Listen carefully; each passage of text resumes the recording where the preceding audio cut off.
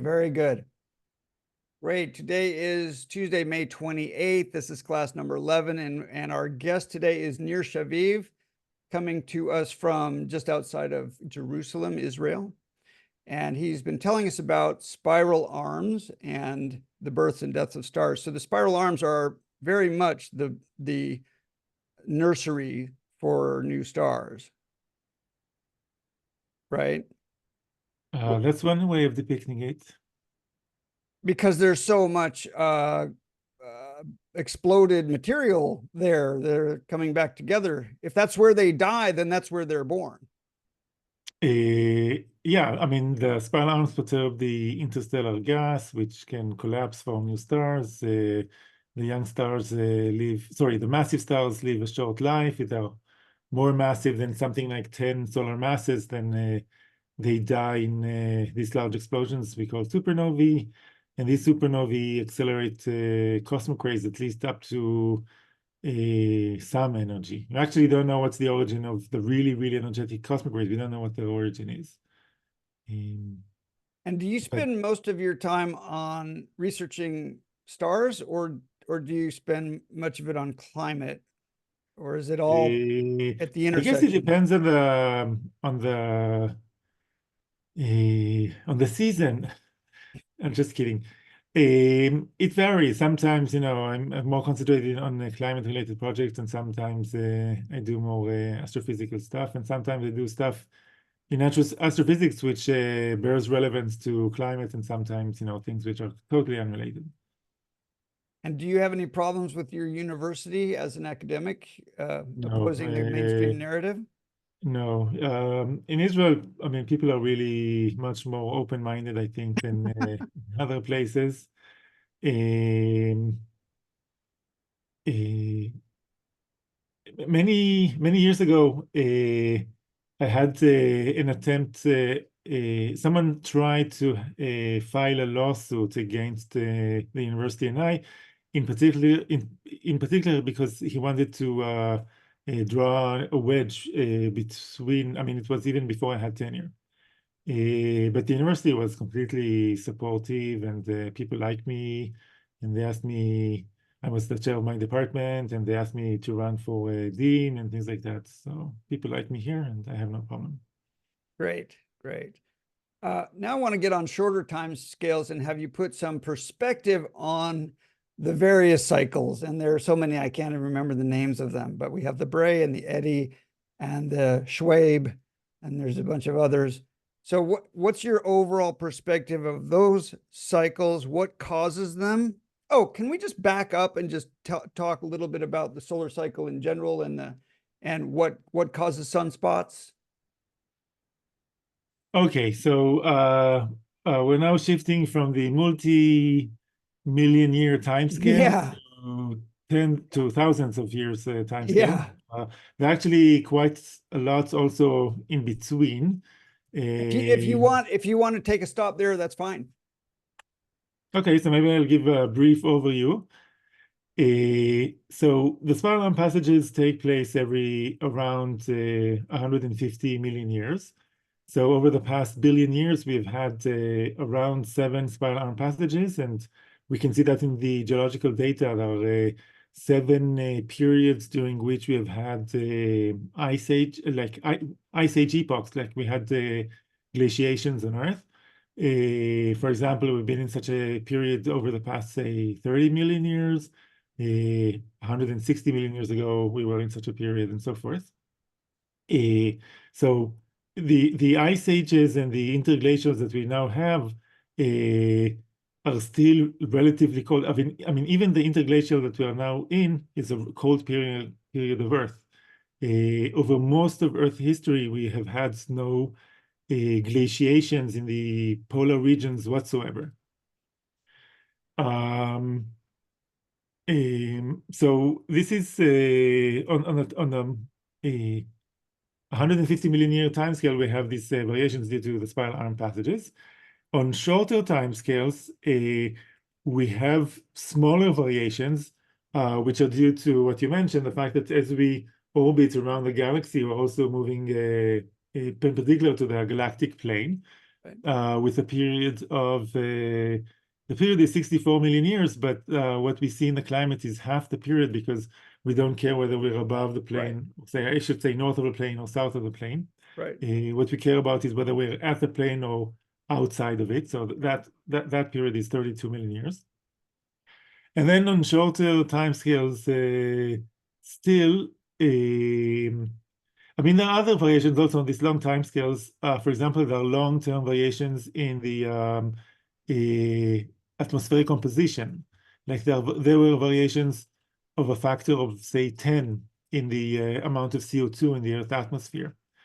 It's not a so I mean, CO2 does have an effect on climate. It's not as large as Right.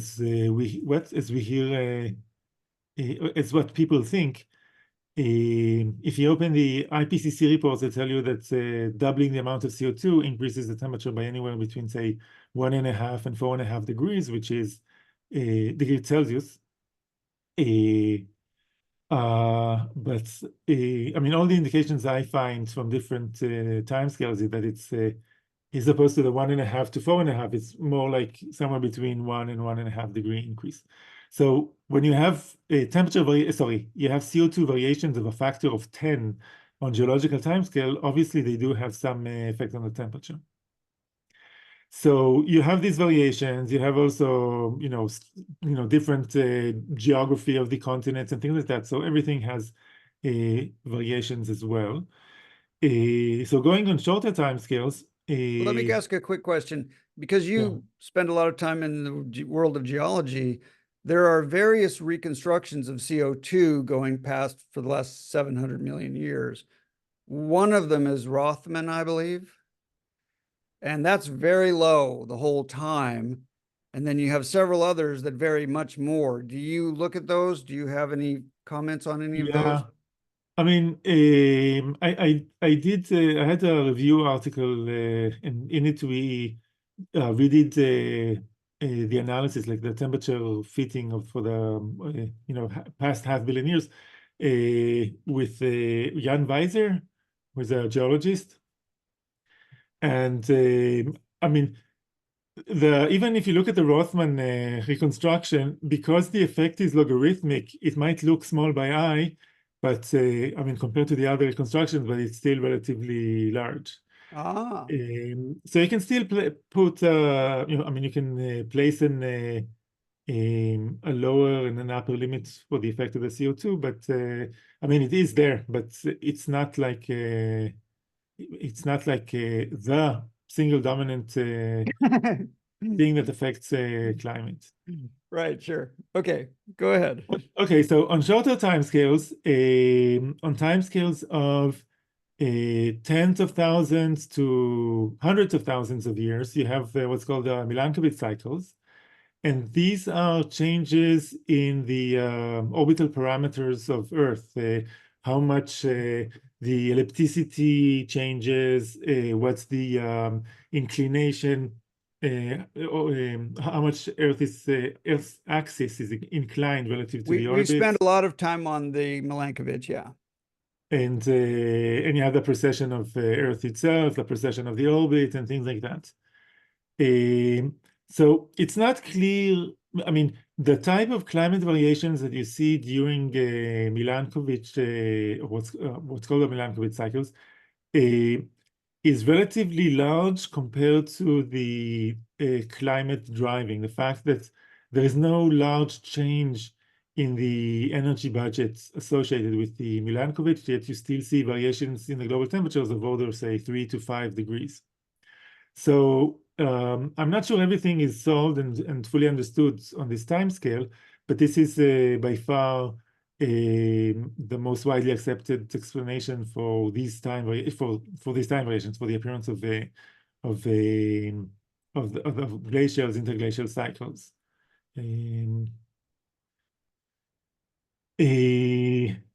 On shorter timescales of hundreds and thousands of years, I think the largest climate driver is solar activity, the fact that the sun has an effect on climate, and you have solar variations on these timescales. things like the Maunder minimum, the medieval, warm Warm. period. The sun Yeah. was more active. In the Holocene, you had periods during which the sun was more active, and so forth. So this brings me to the question you had: what causes solar variability? And that has to do with the fact that the sun has, like, the outer 40% of its radius, which is the outer 2% of its mass, is what's called convective. What it means is that, I mean, in the rest of the sun, most of the energy transfer from the center, where you have the nuclear reactions outwards, takes place through radiations, through radiative flux, which takes the energy. However, at the outer part where it's colder, the opacity becomes high. It becomes very opaque, too opaque for the radiation to be effective in carrying the flux. And what you get is called convection. This is the phenomena when you have a temperature fall over height. If it's larger than some critical rate, then it becomes unstable. You see that, I know, when you try to boil a soup, at some point you see that you start having motion inside the pot. You see that on Earth, every time you see cumulus type clouds, that's because you had convection. You had hot air rising and cold air sinking. So the same thing happens in the sun as well. You have hot gas rising and cold gas sinking. So you have this kind of turbulent convective motion, which drives the heat. Now, in addition to that, there are two more interesting effects. One of them is that you have a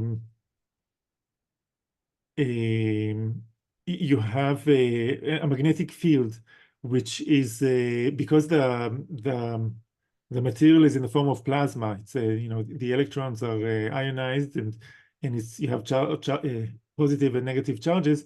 The magnetic field is fixed on the gas element. So when you have this convection, you're actually mixing the magnetic field as well, and you're basically amplifying it. And in addition to that, you have another effect, and that's that the sun is rotating differentially. It's not rotating as a solid body. The inner 60% of its radius, where it's radiative, is rotating like a solid body. But the part which is convective is rotating with a different rotation period at the equator and at the pole. The equator is actually rotating faster, or completing a revolution in something like, I don't know, it's 25 days, if I remember correctly, and the poles rotate with a period of around 30 odd number of days. I know, If I understand you, though, Nir, you're saying that the shell also rotates differently from the core as well. Yes, the equator is rotating faster than the core, and the polar regions are rotating slower than the core. Ah. So what that does, it actually amplifies the magnetic field, and it causes this interesting magnetic activity. So you have a hydrodynamic and magnetohydrodynamic waves formed, and they break and they hit the outer parts of the parts just outside the photosphere of the sun. Like the photosphere is the part from which we get the radiation, where it becomes optically thin. If you have waves which travel from dense regions to rarefied regions, what happens is that as they move through regions which are progressively less dense, their amplitude has to be larger and larger. Now, at some point, if the amplitude is large enough, they form shock waves and they dissipate their energy and heat it. So what happened is that you have waves traveling from this convective region into the a gas above the photosphere, which is very thin, it's very dilute.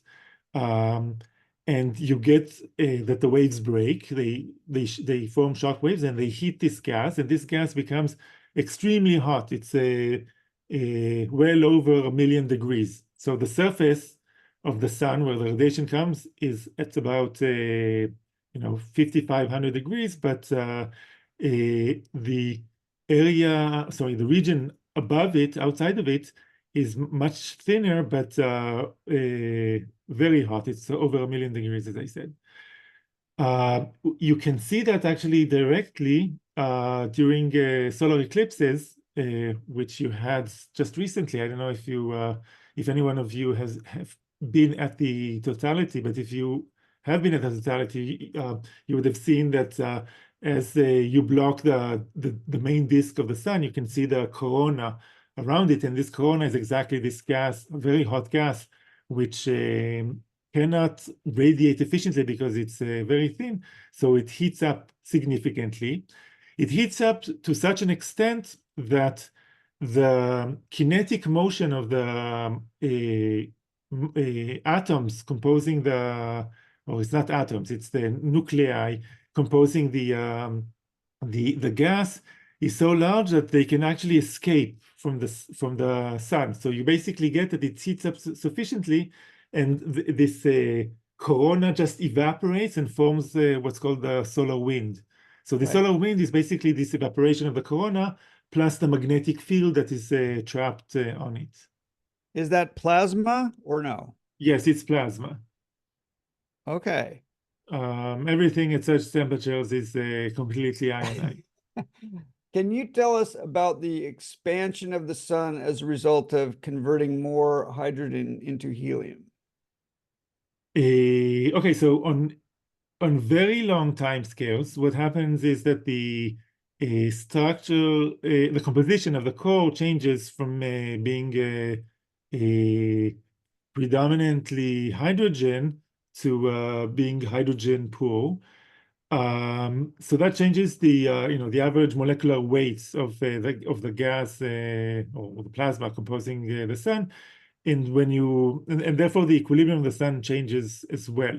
So with time, the sun becomes progressively brighter. It's now about 25% brighter than it was, say, 4 billion years ago. This actually leads to something which is called the faint sun paradox, which you may have heard about. It was talked about by Carl Sagan. I don't know if you... It's in our textbook, sure. If have you seen, in the 80s, there was this, I think it was PBS Nova? program called Cosmos. Cosmos, yeah. So it was led by, it was written, I think, and presented by Carl Sagan. So he discussed this faint sun paradox, and the thing is that if you look at what the solar luminosity was, you see that it was 25% dimmer 4 billion years ago. But on the other hand, the geological record shows that we have had glaciations on Earth only over the past billion years, and between 2 and 3 billion years ago, there were also some glaciations. Yes, And other than what's the name of that? What's what? the name of that? What's the name of it? The glaciation? It was about I think one of them is called Huronian or something. I don't know. Yeah, okay. Yeah, I'm not a geologist. I don't know. Okay, yeah. We looked at it one lesson. Yeah, okay. Go It was ahead. around 2.4 billion years ago, whatever. Yeah. It might be Yeah. associated with the appearance of, I don't know what, eukaryotic cells and and increase in oxygen, which cool the Yes. atmosphere. But I don't know. I mean, your guess is Yes. as good as The mine. the uh, the oxygen emergency or whatever it was called, cataclysm or something. Yeah. I don't know if someone suffered from it or not. Well, all of those anaerobic molecules died, but then, or Tough luck, you know. yeah, the anaerobic organisms died, but then something new came. All right, go Yeah. ahead. So it was colder. Okay, it has been colder during the past billion years, and during that time, around 2.5 billion years ago. And other than that, like 3 or 4 billion years ago, it was hotter on Earth than it is now. Even though the sun was 25% dimmer. Right, right. So this is what's called the faint sun paradox. And there are some explanations. Some of the explanations are actually very hard to prove because I don't know, if you had more methane in the atmosphere, you don't have any geological record to tell you that there was more methane to serve as a greenhouse gas. Um,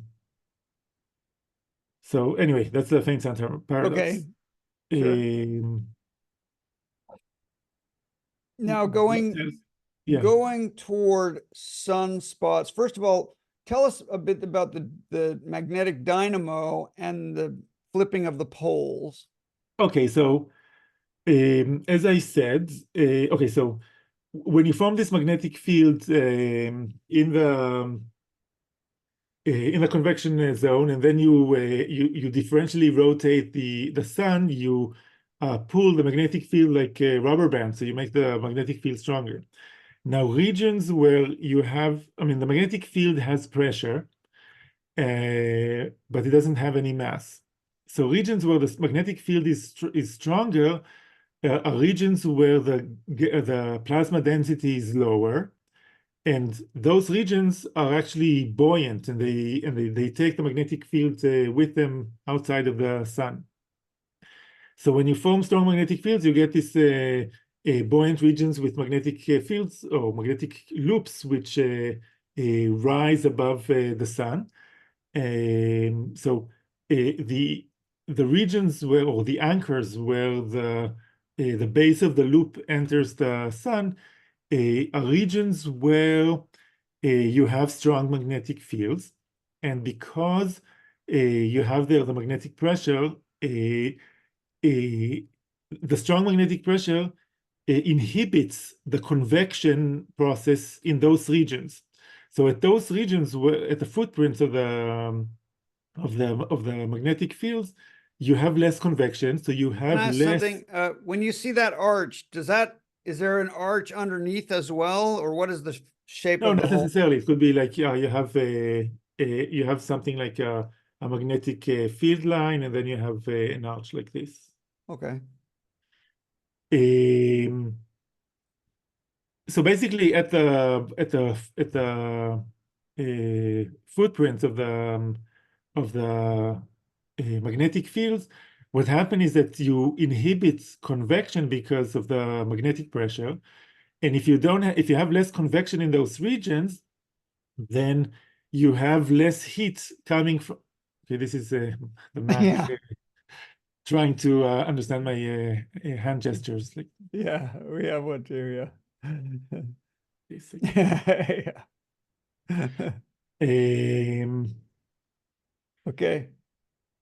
so what happens is that you have less heat coming out in those regions, so they are colder. And if they are colder, they emit less radiation, and appear darker compared to the surrounding regions. So basically, where you have the strong magnetic fields, you have less convection. Sorry, yeah, less convection, less heat, and it's colder and therefore darker. So this is the origin of the dark spots. So that means that more sunspots means less incoming radiation. No, exactly Because the I opposite. thought it was the It other turns way. out that the regions around the these areas are actually brighter, and they more than compensate. Oh. But the change in solar radiance over the solar cycle is relatively small. It's about a tenth of a percent. Huh. And this is actually not enough to explain the climate variations that we see in sync with the variations in solar You activity. mean from the bottom of one solar cycle to the top of the next, that's a tenth or 2/10 of a percent. It's about exactly Oh, something like a tenth of a percent. oh. And if you open IPCC reports with time, they'll say that it's even smaller and smaller. And the reason is that Right. they want to diminish the effect that the sun has. So they Right. say, oh, it doesn't have any effect whatsoever. So they always Right. quote the publications that claim that the variations in the solar radiance is smaller, and Right. they try to ignore or explain why the publications where they claim it's higher is wrong. But even the publications where the variations in solar luminosity is larger, it's still very small. It's maybe 0.2%. So it's still very small, and you cannot explain the 1 or 2 degree variation that you see together with in sync with the solar cycle or solar variation. Sorry. So activity. On short timescales, the solar cycle doesn't cause large changes in the temperature, but that's because of the large heat capacity that the oceans have. Um, anyway, so just going back to your question, so the reason you have the solar cycle is that as you have this differential rotation, you're slowly changing the poloidal magnetic field into a toroidal magnetic field. And then this toroidal magnetic field damps away through formation of these magnetic loops and things like that. So it's a process where you build and destroy the magnetic field every so often. So people understand it, but I don't think they can get ab initio why it is say 20, so why it is 22 years.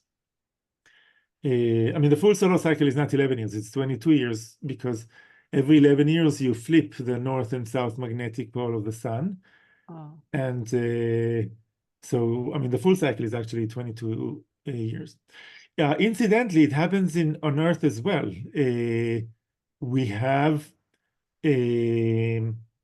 we have that the core of Earth is rotating at a slightly different rotation speed than the mantle.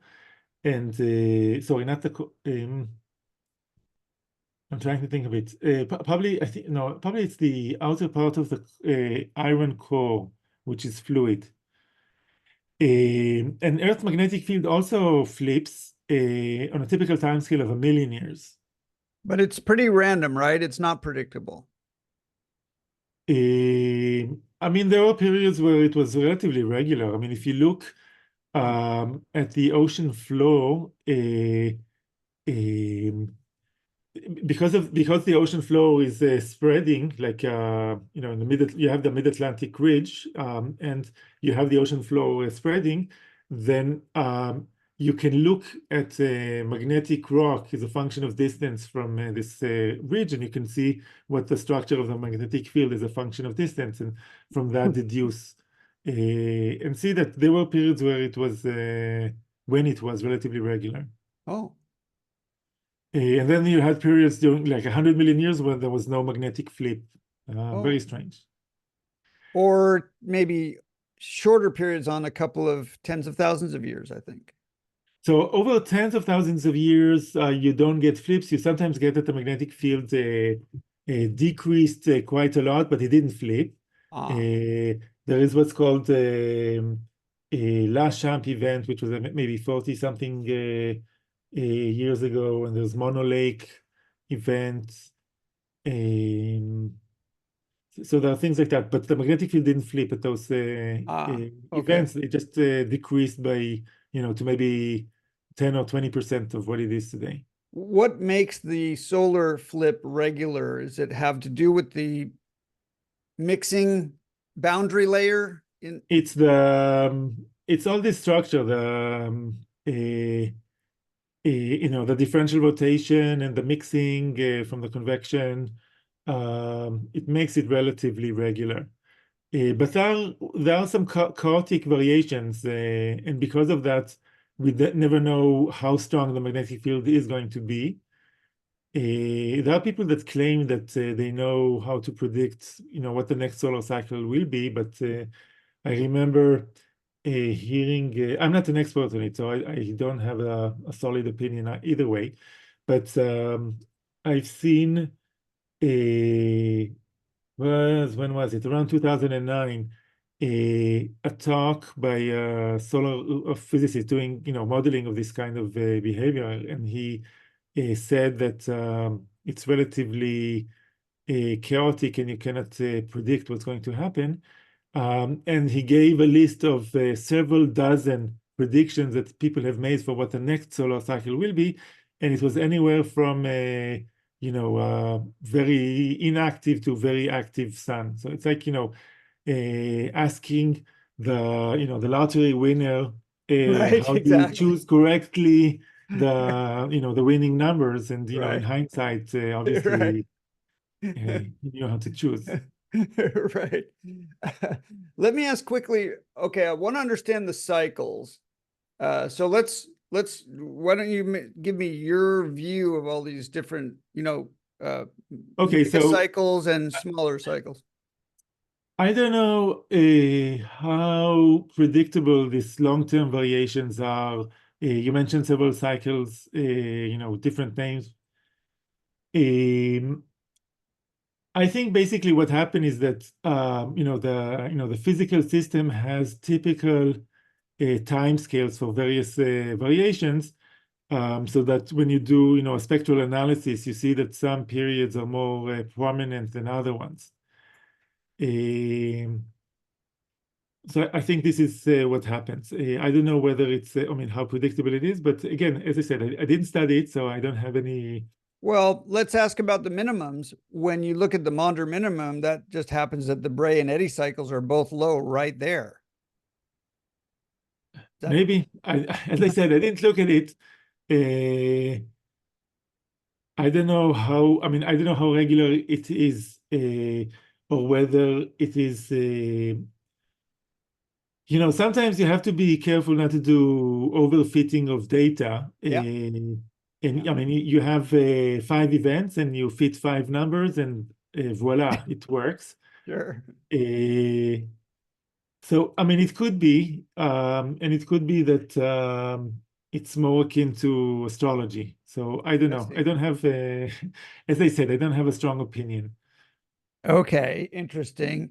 There was a recent paper that was just featured on What's Up with That, and it's called Rethinking the Sun's Cycles, New Physical Model. Are you familiar with that paper? No. Came out yesterday. So this is the University of Latvia. And they talk about a cycle I hadn't heard of uh, called the Rieger cycles. The what? Rieger cycles. And it's all about how the planets contribute to the solar cycles. Where the planets are has an influence on the solar. I'll just, here's the paper just so you can, have a look. And this is actually, I think this is the press release. But I was wondering if you'd seen it. If not, that's no problem. But Okay, so I can tell you, there are several people who have looked at a how, cycles in solar activity, which might be affected by planet or planet configuration, or what's called the barycenter of the sun, and so forth. yes, this is it. That's right. Frankly, I don't see any physical mechanism that can explain it, because the accelerations that you have inside the sun are going to be extremely small. Mm. Um, so it might be another case of Mhm. overfitting data. Mhm. That's my gut feeling, but Okay. again, maybe I'm missing something that can explain it, but I actually did spend some time thinking about whether there could be any physical mechanism, and I didn't find anything. I see. But All right. maybe I'm not smart enough.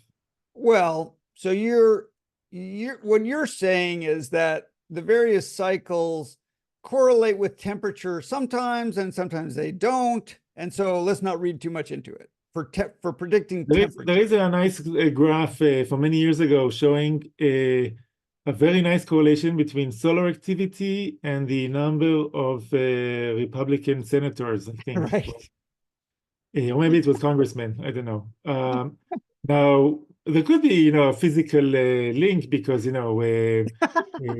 the sun affects the climate affects, the price of oil, the price of oil might affect the, success of Republicans. But it Okay. could be just, coincidental. If you look at, a sufficient number of variables, eventually you will find random correlations. So the best you can do on the Maunder minimum is what? In what sense? I know there was a Maunder minimum, but I'm not trying to explain what caused the Maunder minimum, or whether I can predict another Maunder minimum. I just say I know there was a Maunder minimum because actually Maunder counted sunspots and he saw that there was a minimum. But you can also see that in things like carbon-14 data or other proxies. So you can see that the sun was less active during that time, and then you can see what the climate was doing. But just a colder climate during the Maunder minimum would by itself not tell you much because it could be coincidental. You I have to see. look on much longer time scales. You want to look at non-monotonic variations in solar activity and non-monotonic variations in the climate and see whether they vary together. You want to understand that you have a mechanism that can explain this Right. this link. How come solar activity translates into a temperature change on Earth, which is of order 1 or 2 degrees, because the solar irradiance, as I said before, cannot do that. So Right. there must be some other mechanism. You can look at changes in the ocean heat content, either directly or indirectly. One of the nicer ways is to look at the rate of change of the sea level, and that's because on short time scales, most of the change. You showed a graph with Tom about this. Go ahead. Yeah. Yeah. So on short time scales, you don't get large temperature variations associated with the solar cycle, and that's because of the heat capacity of the oceans. You dump a lot of heat into the climate system, but it doesn't translate into change of the temperature because it's all absorbed in the oceans. But you can calculate, measure directly or indirectly the amount of heat that goes into the oceans over the solar cycle, either directly by measuring the temperature inside the three-dimensional volume as a function of time. You can do that with data from, say, the 1950s. I think 1955 or so, there was a international Geophysical geophysical or something year. like that, and they started measuring a lot of things. Yeah. Or you can do it indirectly by looking at the sea level, which on short timescales is mostly changes in the sea level on short timescales are mostly due to a thermal expansion of the oceans. Mhm. So you can you can use tide gauges with data going back to the beginning of the 20th century, and you can basically see the 11-year solar cycle and so you can see like, a dozen cycles since then. Recently with the satellite data, you can see it like really very nice.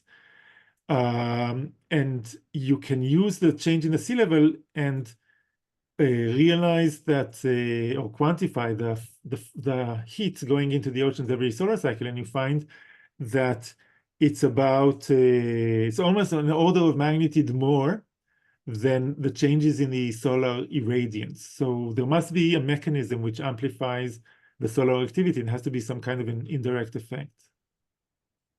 Any ideas But on I that? mean, with my colleague Henrik Svensbach, I mean, we were looking for this effect, and now after 20 years of research, we think we understand the whole mechanism linking between solar activity and this large change in energy budget.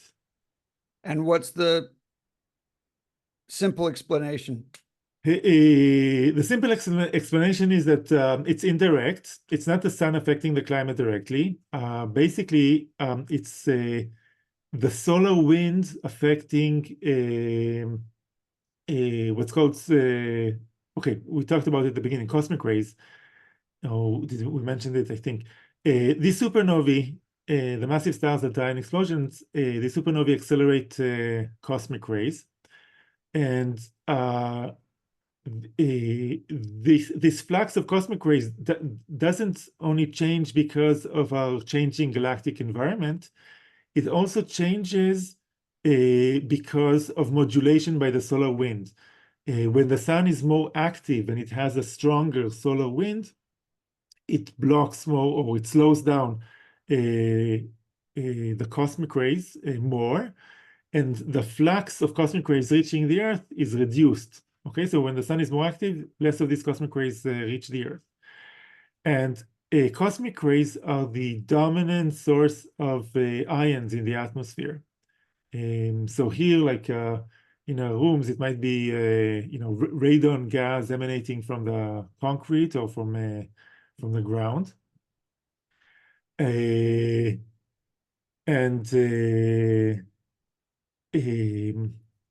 But outside, most of the ions that you have in the atmosphere basically originate from cosmic rays. So if you have a higher flux of cosmic rays, you'll have more ions and vice versa. So when the sun is more active and it has a stronger solar wind, we get less cosmic rays reaching the solar system, penetrating the solar system and reaching the Earth. So we get less atmospheric ionization. And now we know that this ionization plays a major role in the formation of what's called cloud condensation nuclei. Mhm. When you reach 100% humidity and you want to form clouds, then the water vapor needs some surfaces to condense. Otherwise, it has this potential barrier which inhibits it from condensing. So you need these surfaces, and these surfaces are what's called the cloud condensation nuclei. They are typically aerosols which are, say, 50 nanometer in size. And if you have more of them, then once you reach 100% humidity, you will get more cloud droplets. You'll get the same amount of water vapor condensing, but on more more cloud droplets. So you have a larger surface to volume ratio. You have clouds which are whiter, and whiter clouds reflect more of the sunlight. I mean, if you have a web browser open in front of you, open Google Images and type in ship tracks. Ship track, yeah. Is Yeah, so shiptrack.com or something? no, just ship tracks. Yeah. Open in Google Images. Yeah. What you'll see nice pictures of clouds. Usually it's the marine layers, low altitude clouds. And you can see these nice trails, like white trails in the images.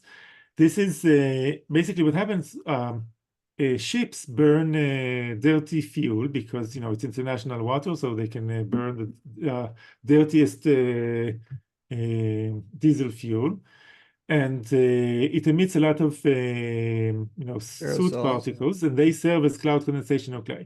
So you can clearly see that when you have more cloud condensation nuclei, you form clouds which are whiter, and it reflects more of the sunlight. Uh-huh. So this is what happens with cosmic rays as well. So when the sun is more active and you have a stronger solar wind, you block more, or you slow down more of the cosmic rays, so you get less cosmic rays reaching the Earth. You have less atmospheric ionization. You form less of the cloud condensation nuclei, and you form clouds which are less white, so they reflect less of the sunlight, and therefore it's warmer on Earth. And today we have experiments, like lab experiments in Denmark, in Copenhagen, at the lab of my colleague Henrik Svensmark, where we can see the different physical processes responsible for linking these ions, the atmospheric ions, into the formation of cloud condensation nuclei. And we can also use empirical data, like satellite data and things like that, to see that when you have, for example, it's called the Forbush decreases. This is when you have a gust in the solar wind, several days afterwards, you have a reduction in the cosmic ray flux for several days, and you can see how that translates into a decrease in the Albedo. albedo, in the reflectance of the clouds. Mhm. So you have empirical evidence on different time scales, and you have the lab experiments, and we understand everything theoretically. Like we have theoretical models which explain the experiments correctly. So we understand theoretically what happens. We see it in the lab, and we see it empirically. So I mean, it's basically a done deal. It took us about 20 years to reach this stage, but now we believe we understand it. So if I can summarize that, as we go up and down through the galactic plane on the periods of 15 or 30 so million years, we have different amounts of cosmic rays coming in. But at a short time scale, we have pretty homogeneous cosmic rays. It's pretty constant. It's more constant, yes. But what? There could have been, for example, a nearby supernova taking place. Yeah, right. Sure. The problem with that is that it would be very hard to prove that this is what happened. Mm. On longer time scale, it's much easier to, say, reconstruct the cosmic ray flux and Yeah. see that it correlates with the climate. So we have relatively the same cosmic rays, and cosmic rays are also coming from the sun itself, or they only come from supernovas? Okay, so there are what's called solar cosmic rays, which is a misnomer, because if they're solar, they're not cosmic.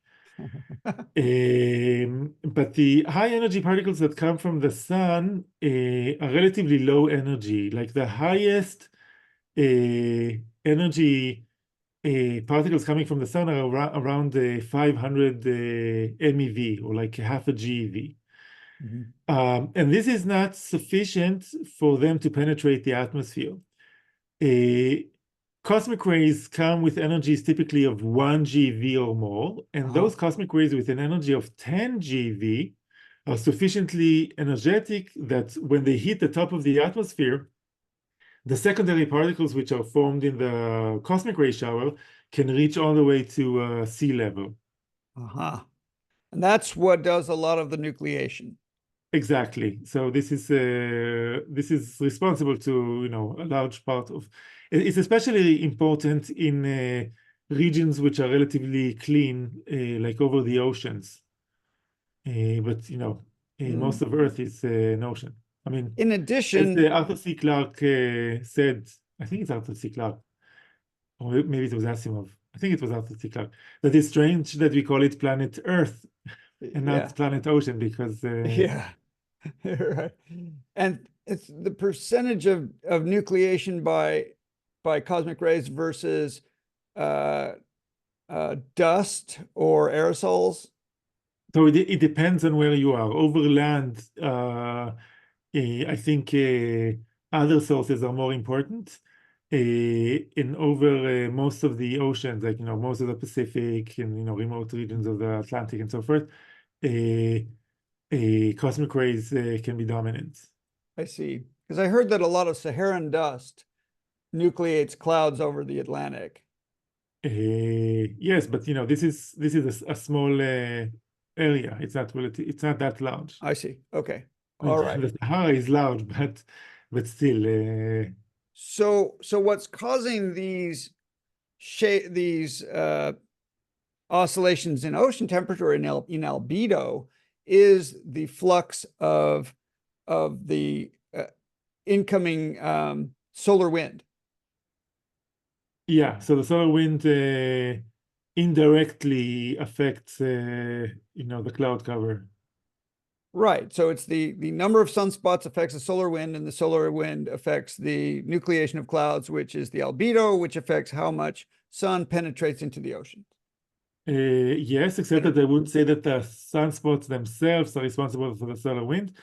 I would say that the sunspots are a proxy for what the solar activity is, and the solar activity manifest, like if the sun is more active, it will drive a stronger wind because you have more breaking of waves and things like that. So it's not the sunspots themselves which are affect it, it's the sunspot being a proxy for solar I activity. see. I understand. Do you understand more about the deep processes that produce the solar wind variation? No, I That's mean ongoing research. it's not my research. I know people who study it, and it's uh, I'm not an expert. Okay, now I have to ask a burning question. And does anybody have a question? I've got one burning question, and then raise your hand if you have a question. Maybe? All right, because I've got 27 questions, but let me ask. If you look at the Feynman cycle of 100 years, and you see that there are peaks that go up and then down and down in the Schwabe cycle, in the solar cycle, right? And every single time, and I only have 4 to look at, so every single time, 4 times in a row, there's a dip in the middle. The center 1 or 2 are a little bit less than the shoulders. Do you know what I mean? I think I know what you mean, but I don't have any explanation. So No? Does nope. anybody? It's just a mystery to me. Does anybody have any, is there a paper on it? I don't know. Okay. There might have been, but I don't recall. Doesn't it seem a little bit strange to you that there's always a dip? Nah. Okay. I Now, don't know. now your prediction for the next Feynman cycle for this next century, 100 years or so. Some people, Yeah. Zharkova, and some people are really predicting another minimum in the middle of the century. Javier Vino says, business as usual, another normal Feynman cycle. What do you have any insights? I'm not. I haven't attempted to make any predictions. Okay. You don't want to get in trouble in another 60 years or so, huh? Uh,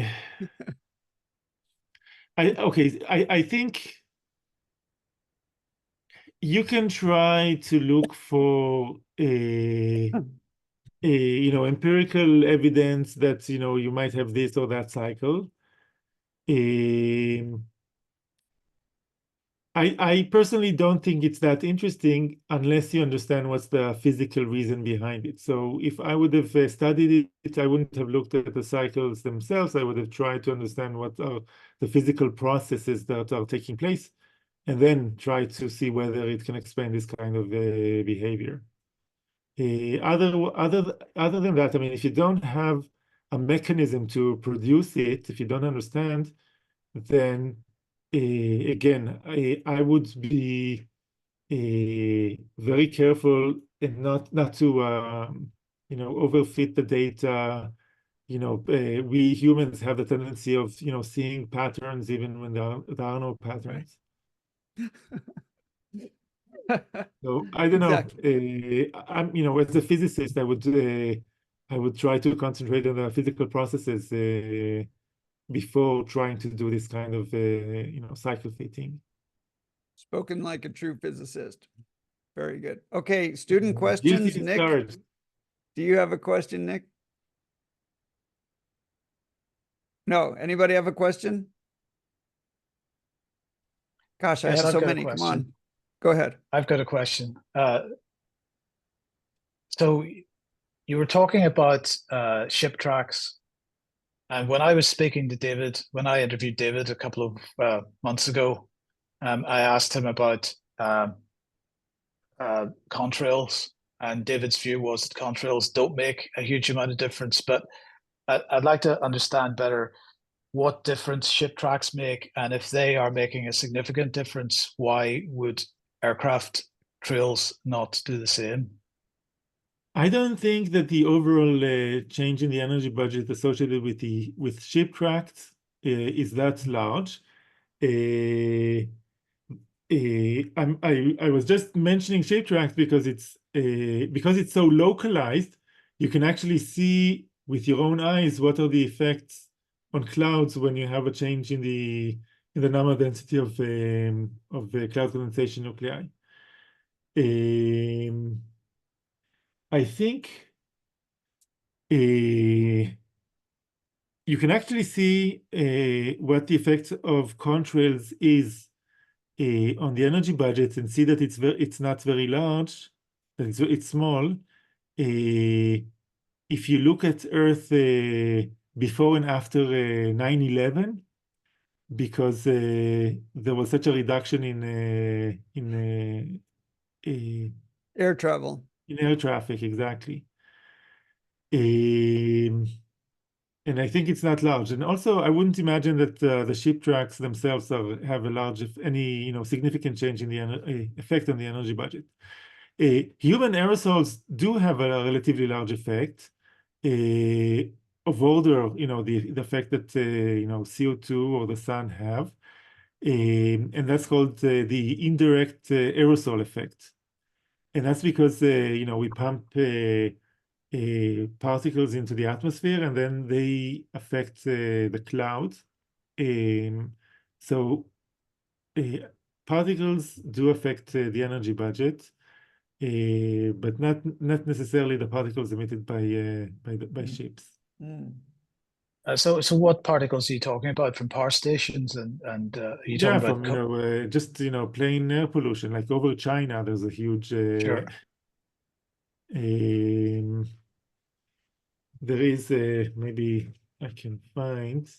So then if we had something like a seasonal variation in industrial output, industrial pollution, we might see some variation in albedo that corresponds. So, I mean, if you look at, if you open the IPCC reports, they'll tell you that, I don't know, the energy budget change associated with CO2 is around, I don't remember the numbers, maybe 1.5 watts or 2 watts, like for all the greenhouse gases per square meter since pre-industrial times.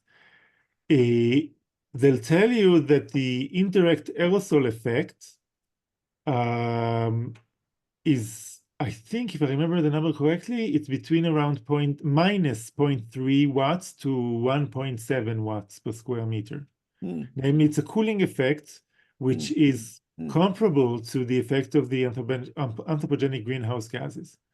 So, I mean, it's a big joker that people don't talk about, that they don't know how to actually estimate what the total change in energy budget is, to better than a factor of a few. And that's because you have this large net cooling effect, which you don't know what it is. Right. Can I just Go ask a ahead. question? When you're talking about man-made aerosols causing clouds, are we talking smog? Is that really what we're talking about here? So, I mean, it's the same stuff that is responsible for smog. Smog itself is not a cloud. It's not when you reach 100% humidity, but it's more like there are type of aerosols which, when you reach something like 70% humidity, they start accreting some water, and they become wet and larger, and therefore they reflect or they scatter light, and that's the cause of smog. So even before you reach 100% and get clouds, you get that the smog particles collect water and become this haze. Okay, thank you. Great, great. Any other quick student questions? I don't want to keep you too much longer. I have one thing to understand. I explained to the class, and you tell me if I'm right or wrong, that when a nuclear reaction at the core of the sun happens, when a hydrogen molecule undergoes fission, Nucleus. then that results in a whole lot of plasma and cosmic rays and high energy photons. And I think at that moment, high energy photons are different from the cosmic rays at that moment. No, it's not cosmic rays. I mean, Okay. and the energy is actually smaller than that. The typical energy that you release, okay, the temperature at the center of the sun is around 15 million degrees. And Yeah. that corresponds to a temperature of, sorry, it's 15 million degrees. It corresponds to an energy of, let's see, 10,000 degrees is one electron volt. So we're talking about a keV. One, okay, so 1 millionth, the typical energy of a single proton would be 1 millionth the energy of a cosmic ray reaching the Earth and doing it. So it's not that high energy. I mean, it's still very hot. I mean, you would want to be there, but it's still, you know, much lower energies than that of cosmic rays. And So yeah, you have the nuclear reactions. You have you combine two protons into deuterium, and then you have several different cycles. But you can have, for example, one deuterium colliding with another proton, forming a helium-3, and then you can have helium-3 with another helium-3 forming is it two? it's a Yeah, I bunch don't of remember. I mean, there are several cycles that it's a bunch of take Feynman diagrams at this point. And yeah, so I think in the sun it's mostly helium-3 plus helium-3 goes to then helium-4 plus two protons. Yeah. That's okay. Um, so that releases a lot of energy. So you keep the center of the sun very warm, so the pressure is high, and that keeps this large pressure, or the pressure gradient that you have from the center outwards. This is what balances the gravitational pull that the sun has on itself. So the sun wants to contract because of its own gravity, but the pressure gradient, the fact that it's Right. hotter at the center than it is outwards, keeps it from collapsing. But because you have this temperature gradient, you have heat being driven outside either through radiation, as I said, in the inner 60% of the radius, or in the outer 40% through mostly convection. All right. Now, what I have explained, and I might be wrong, that's why I want to ask, that it takes on average about 150,000 years for that photon that's generated to get out into the emission height and escape from the surface of the sun, from the core to the surface. This is probably right, because the process, most of the time takes place in the. I mean, it's not the same photon. It's a photon which yeah, it's being absorbed and is re-radiated. absorbed and re-emitted many times. But because Right. it's a diffusion process, like the photon is all the time, emitted in different directions. Right. It takes a long time for it to diffuse out. And then in the Right. convection zone, the velocities are, I mean, you have large scale motions and the time scales are much shorter. Right. I don't remember exactly what they are, but, orders of magnitude shorter. So my question now is that if the sun is going to expand over time because it's got more pressure, because there's more helium, I'm It's actually more complicated. It's like, what is the structure that you need in order to get the nuclear reactions at the right rate to, I mean, there are several things which enter, like, how efficient or how effective it can be in radiating. I mean, actually, the surface of the sun and how you can lose radiation is very important to the structure of the sun.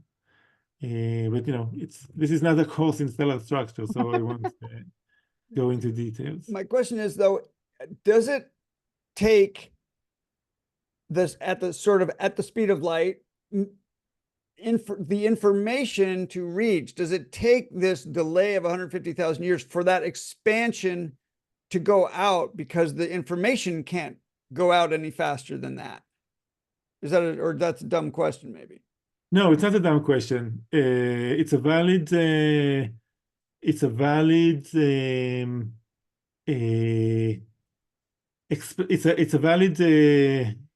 point that variations that you have at the core won't manifest themselves at the surface, but only after a long while. This was one of the explanations to what's called the solar neutrino problem. I don't know if you've heard of it. We can measure directly, like during those nuclear reactions, we have neutrinos released. And neutrinos have a very, very small interaction cross-section, so they can actually leave from the surface of sorry, not from the surface, from the core of the sun. They can just pass through all the sun and reach the Earth. And most of them just, won't interact even with a detector. Yeah. So you need to build specialized detectors, and one of them was I think it was a gold mine in one of the Dakotas, Homestake, I think it's called. You had this tank with I think dry something like cleaning 30 fluid.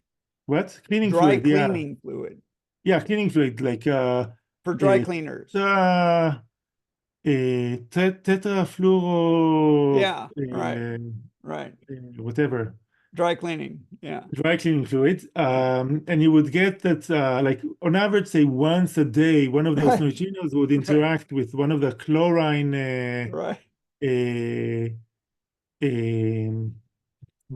molecules and transform it into argon. And then you would pump helium through the chamber and collect, the few radioactive argon particles, and then you would look for their decay. So this is like the ultimate needle in a haystack experiment.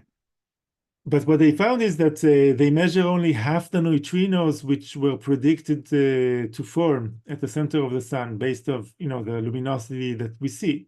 So one explanation was that you have large variations, relatively large variations in the nuclear action rates at the core, so that there is no a one-to-one correspondence between the actual nuclear actions at the core and the luminosity that you see at the surface because of this large lag. Today we know this is not the explanation, that it's relatively stable.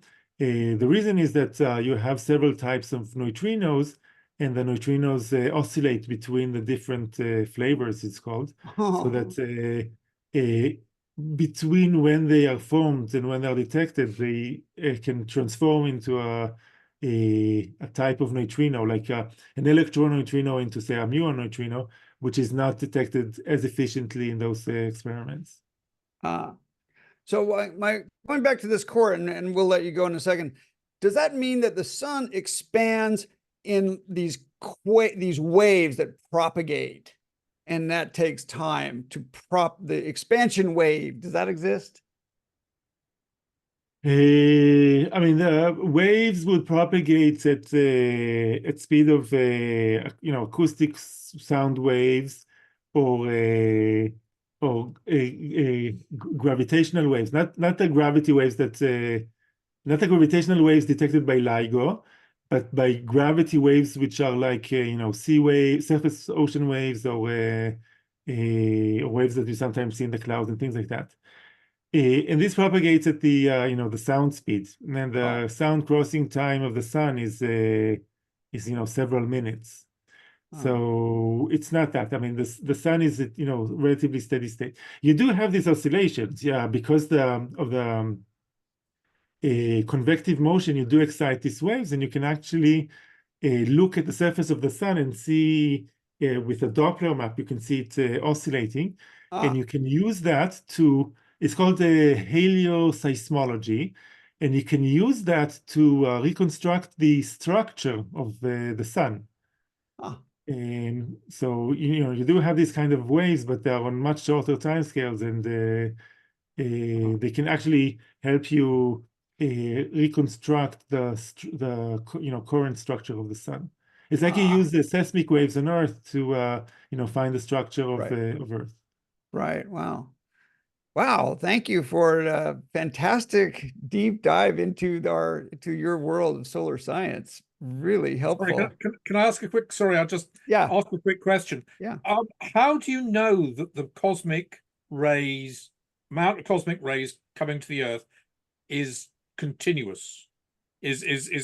Hasn't varied hugely. I mean, okay, I know it's oscillated going in and out of the galactic plane, but on a just on a normal time scale, so it's the solar wind having an effect on the cosmic rays and not variations in cosmic rays. Okay, so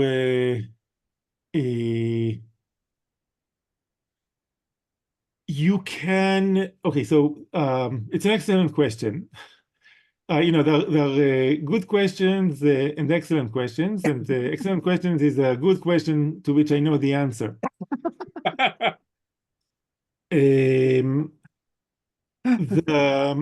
You have different proxies for the flux of cosmic rays reaching the Earth. For example, you can look at carbon-14, which you use to date things in archaeology. You can use it. You can look at beryllium-10. You can look at meteorites and so forth. And the different proxies are sensitive to different energies. Or the sensitivity to different energies is different. So in principle, you can use that to see that given variations are due to solar activity variations or intrinsic variations in the cosmic ray flux, or you also have modulations because of Earth's magnetic field. When the magnetic field is stronger, you get somewhat smaller flux of cosmic rays. So you can use the different energy dependence of the different proxies to see that on short time scales, the variation that you see in the cosmic ray flux are due to solar activity, for example. Okay. And we can measure the cosmic ray flux from the satellites at the Lagrange points? We can also measure directly the cosmic ray flux. We can do that at different distances. We can calculate how much energy the cosmic rays lose as they propagate through the solar wind. It's called the solar modulation parameter, so you can look for it in Google. So yeah, we can we understand how different processes modulate the cosmic ray flux relatively well. So in your paper with Svensmark, you're dealing with the modulation of the magnetosphere from the sun, the solar wind, and the Earth's magnetic changes for its magnetic field. So it depends on the time scale. On like very small time scales, on very short time scales, Earth's magnetic field is unimportant. On geological time scales, Earth's magnetic field is also unimportant. So I mean, it depends on, as I said, it depends on the time scale, which processes are important or not. Okay. But that's I mean, there are time scales where, it's not even cosmic rays, it's, other things like, Milankovitch cycles. Yeah, right. Sure. Right. So we'll have a look at your paper and discuss it a bit next week. So thank you very much, Nir. Really an honor to have you with us and My pleasure. And to find out that we've learned a little bit that wasn't wrong. And really happy to hear from you. And we're going to spend some time on your paper next week. So thank you so much. I know it's late for you there. Thank you. Thanks. Take care. Bye. Bye. Okay, everybody. Next week, I've got just a short thing next week to discuss, and we'll talk more about maybe summer and next year, but I want you to come prepared to teach us something. Whatever it is, whatever you're interested in, whatever you feel that you can communicate, to everybody. And if you can teach us a couple things, that would be great. Just have a few things ready to teach. This is not a huge assignment. You've been thinking about it. Can be anything, can even be from last week. Because I have learned as much from this class as you have, because I had to do a ridiculous amount of homework to put these lectures together. And the best way to learn something is to teach it. So, and even if it's very complex, if you want to try something complex, think how you're going to explain it to a 12-year-old. If Micah were here, how would you explain it to him? Because that's how we try to communicate to other people when we're talking, and we're trying to not necessarily convince them, but at least show them that we have some idea about this stuff. We're not totally random. I get that all the time on Twitter, you know. Move along. You're not with us professional tweeters on climate change. You don't qualify for our league. So you'll help. Two questions, David. Huh? Two questions on that. Yes. So you're saying any topic, doesn't matter whether it's climate or not, any topic, is that what you're saying? Or you want it to be Scientific climate? topic would be good, or Scientific, critical right. thinking topic, sure, that's fine. And how much time does everybody have? I'm asking for, say, 2 to 5 minutes per topic, and you should have 2 to 4 topics prepared. Okay, and the other question that I had was, you're going to have other guests on Thursday? Another guest on Thursday? Yes, is that right? that's right. Thursday, it's a similar time frame. We have 2 exciting guests coming. Actually, I think one is coming at 2:15, so don't be late, or 7:15 your time. And then we'll have Jim Steele a little bit after, so that it will be a very full hour next week, or hour and 2 hours, hour and a half. We have Chris Martz, who is a current PhD climate student who is bucking the trend and hasn't been kicked out of his school yet. I'm not sure why. And then we have Jim Steele, who is a friend of mine and a climate denier extraordinaire. A fantastic naturalist he's just an amazing resource. So we'll have a lot to go over on Thursday, and I will record it if somebody reminds me. And so that'll be there, you know, even if you can't make it. But please come and join us if you can. Anything else, anybody? All right. Thanks, Mike. Thanks, everyone. Thank you. Thanks. See you Thursday or Tuesday. Bye. Thank you. Bye. Bye.